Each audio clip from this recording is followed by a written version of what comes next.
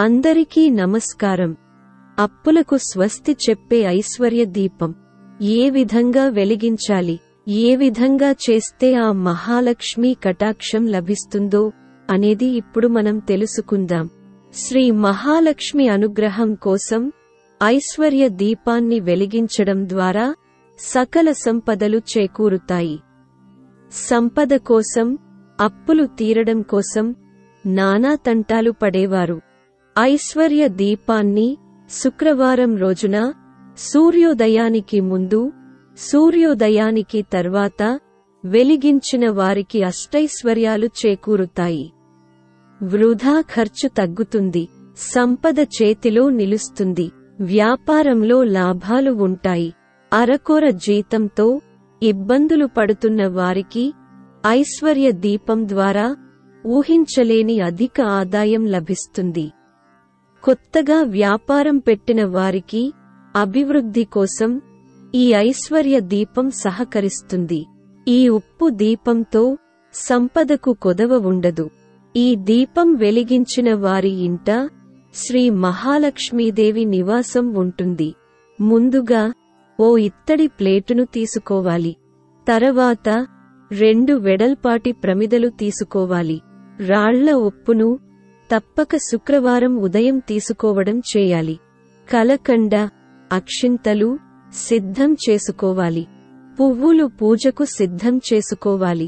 ఓ చిన్నపాటి బెల్లం ముక్క, అరటిపండ్లు 2, తాంబూలం కూడా సిద్ధం చేసుకోవాలి. పూజకు ముందు ఇంటిల్లపాదిని శుభ్రం చేసుకుని పూజ గదిలో లక్ష్మీ ఫోటోను లేదా లక్ష్మీ ప్రతిమను శుభ్రం చేసుకుని చందనంతో కలిపిన పసుపుతో బొట్టు పెట్టుకోవాలి.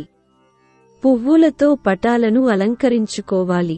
బియ్యం పిండితో రంగవల్లికలు వేసుకోండి.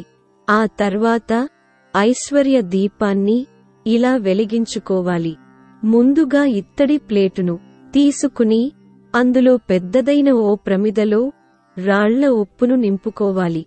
ఆ ప్రమిదపై అక్షింతలు, కలకండ నింపిన ప్రమీదలను ఉంచాలి. దానిపై నేతితో కాని, నువ్వుల నూనెతో కాని దీపం వెలిగించాలి. ఈ ప్రమిదల చుట్టూ పువ్వులతో అలంకరించుకోవాలి. లక్ష్మీదేవికి బెల్లంతో చేసిన నైవేద్యంగాని లేదా ఓ చిన్నపాటి బెల్లం ముక్కను పెట్టినట్లయితే చాలా తృప్తి చెందుతుంది. ఇక తాంబూలం తప్పక ఉండాలి. తర్వాత దీపారాధన చేసుకుంటే సరిపోతుంది. ఇలా చేస్తే చాలు, ఐశ్వర్య దీపం వెలిగించినట్లే.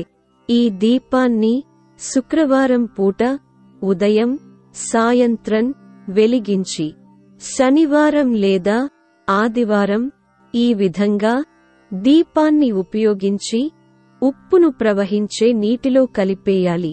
అలా కాకుంటే ఇంట్లోని సింక్లో నీటిని తెరిచి ఉంచి వెంటనే ఆ ఉప్పును అందులో పారవేయాలి.